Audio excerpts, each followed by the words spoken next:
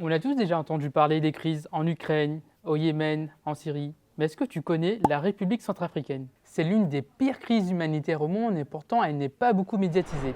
Le pays fait face à des situations de crise et de conflits depuis des décennies. Les populations ont du mal à se nourrir à cause des déplacements de population, du manque de connaissances techniques agricoles ou de l'augmentation des prix. C'est pour ça que une personne sur deux se trouve en insécurité alimentaire aiguë dans le pays. En gros, c'est quand les personnes ont du mal à se nourrir en quantité et en qualité suffisante. Et pourtant, 80% de la population vit de l'élevage et de l'agriculture. Mais malheureusement, ce n'est pas le seul problème. Nous avons des problématiques d'accès à de l'eau potable, nous avons des problématiques d'accès à des soins de santé dans des localités. Les populations ont de réelles difficultés sur le plan de la santé, sur le plan de la nutrition. Il y a des souffrances psychologiques qui en découlent. Et aussi, nous avons des problématiques liées à l'insertion professionnelle. C'est des populations qui ont un niveau d'éducation assez bas et qui n'ont pas les moyens de s'offrir des formations de qualité pour pouvoir s'insérer. Pour résumer, c'est compliqué. C'est pourquoi, chez Action contre la faim, on forme les populations locales à l'agroécologie. L'objectif est simple, perfectionner leurs techniques agricoles et leur donner tous les moyens pour qu'ils puissent mettre en place leur activité agricole.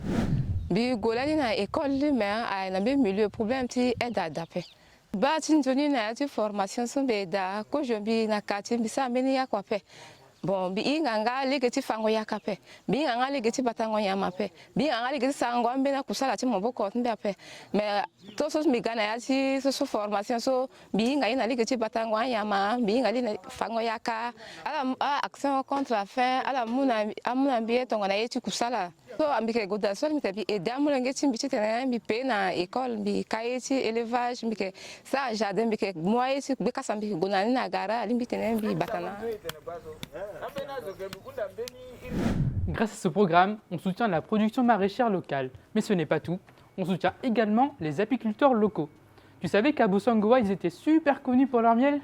Oui, le miel est meilleur à Bossangoa qu'ailleurs parce que nous avons beaucoup de plantes mellifères qui donnent beaucoup de nectar de qualité. Il y a beaucoup d'arbres. Il y a beaucoup d'arbres, les orangers, les papayers, les pamplemousses, les bananiers, tout ça là. Il y a beaucoup de fleurs, même il y a des fleurs sauvages qui sont très nécessaires pour les abeilles. Mais sur le plan nutritionnel, les gens ne savent pas beaucoup.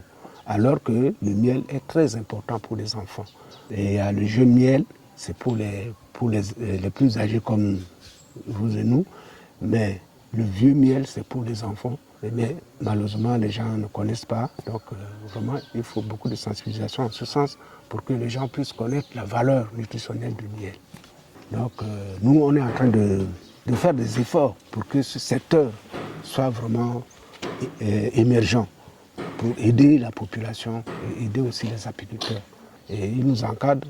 Et ils nous donnent aussi des matériels, certains matériels comme les combinaisons, comme les ruches, comme l'extracteur, et tout ce qu'ils mettent à notre disposition. Et voilà, c'est pourquoi vous voyez, on est en train de produire du miel de qualité. Avec l'appui de ACF, on est en train de construire un magasin au niveau de la ville pour pouvoir stocker les miels et aussi vendre le miel sur place. Malheureusement, tu ne peux pas encore acheter leur miel dans ton supermarché à côté de chez toi, mais si tu veux les soutenir, n'hésite pas à faire un don, check la description.